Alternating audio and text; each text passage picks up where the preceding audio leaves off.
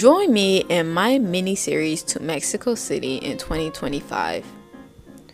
If you're new here, my channel is about product development within the electronic, computer, and mechanical space, encouraging inexperienced tech users and makers to complete projects independently, with a sprinkle of travel in between projects.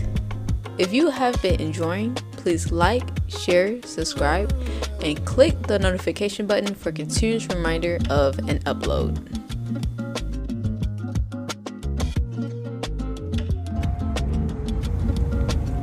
Ever think about travel from an engineer's perspective?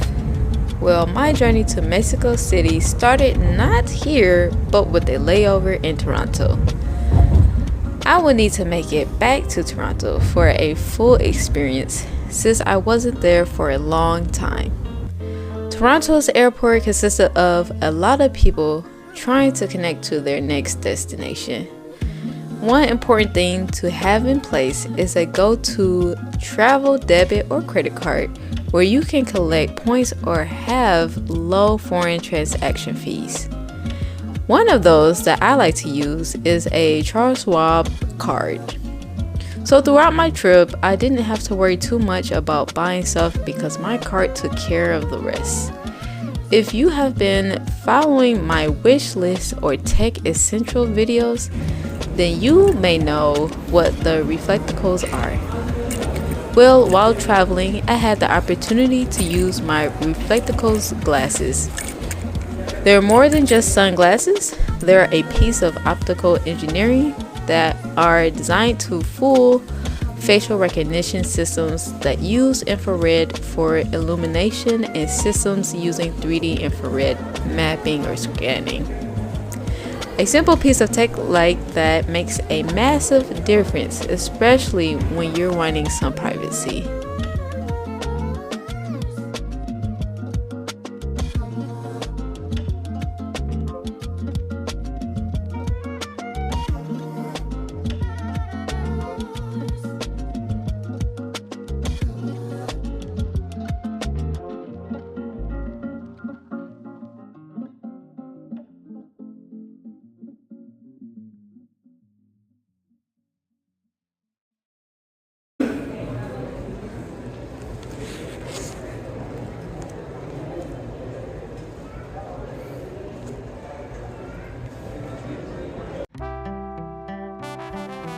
The first big decision is between a hotel or Airbnb.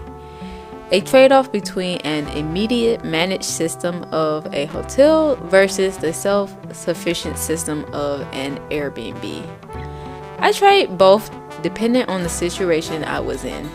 So throughout, you'll see footages of my different stays, and I would highly recommend to make sure your stay has an elevator because walking the stairs with your luggage isn't fun.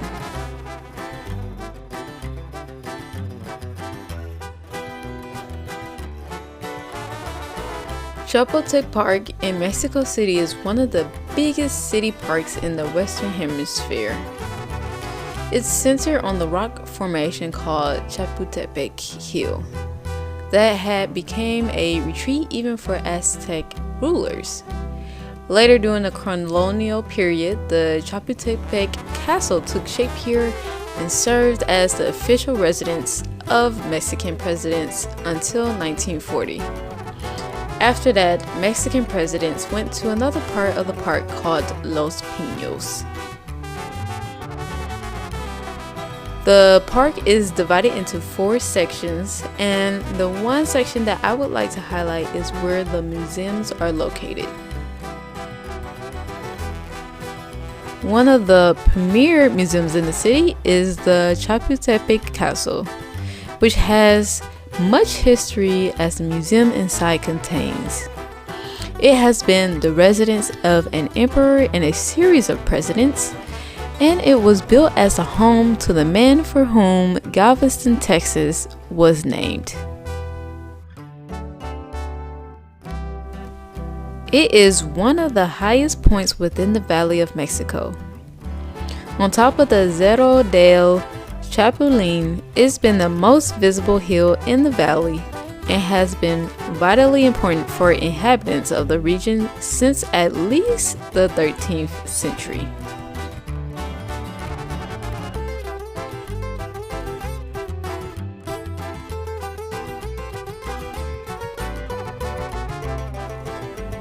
My first real deep dive was into Mexico City's historic center. And you can't fully appreciate it without understanding one crucial engineering challenge. This city is built on a lake bed. I don't know what the Spaniards were thinking, but they drained the lake and started building on top of it and on and around the Aztecs' buildings.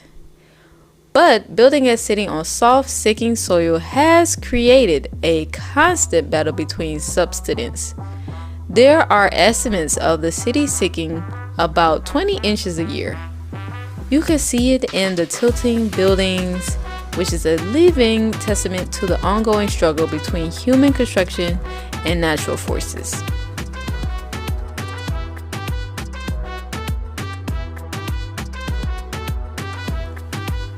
There might be no better way than to dive right into the culture and local life in North America's largest city than by going to Mexico City's markets. There are over 300 fixed public markets and more than 1,000 temporary open markets known as tiangas. The market can be a complex and beautiful human system of supply, demand, and social interactions. It's like an organized chaos where centuries-old logistics operate with incredible efficiency. The markets in Mexico usually have their own function and purpose. For instance, the Mercado de Yamaca core business includes flowers, pots, plants, floral bouquets, and elaborate arrangements. The Mercado de San Juan is also known for its specialized Asian ingredients, their quality seafood, wild game, and European cheeses. There are many stalls that have signs written in Chinese or Korean languages to cater to their shoppers. There are a numerous amount of neighborhoods in Mexico City that have their own tiangas. For instance, in Condesa, on a Tuesday on Pachuca Street, you may find a tianga. And tiangas are usually a great place to eat that has numerous vendors selling things like quesadillas, stewed tacos, flautas, basically you name it.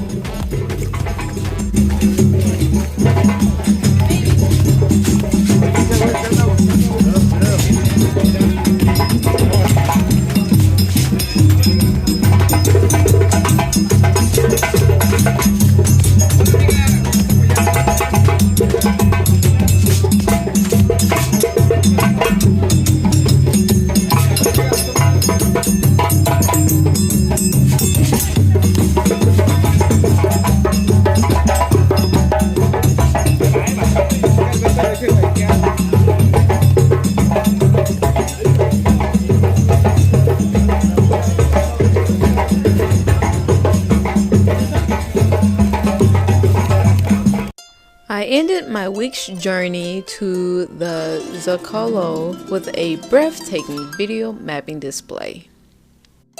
This is where ancient architecture meets cutting-edge technology. This is a perfect example of how technology can enhance rather than overshadow history. This event marks 700 years since the founding of Mexico Tenochtitlan. The video mapping showed images that would tell the origin, development, and transformation as well as current events of the capital of Mexico.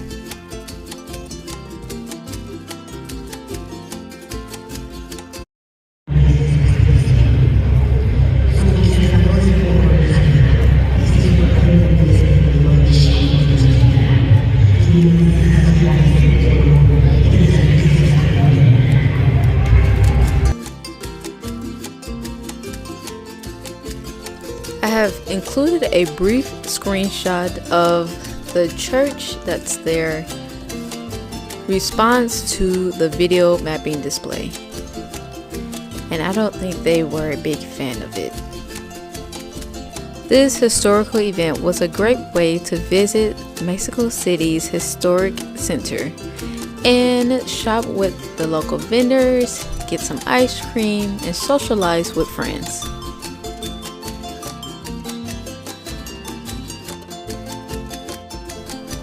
This is just the start. Next week we'll be exploring more of Mexico City. So subscribe to follow the journey. Thank you for joining me on today's trip to and throughout Mexico City. Please write a comment below on your favorite part of the journey. And if you want episode 1 trip itinerary, please fill out the link below.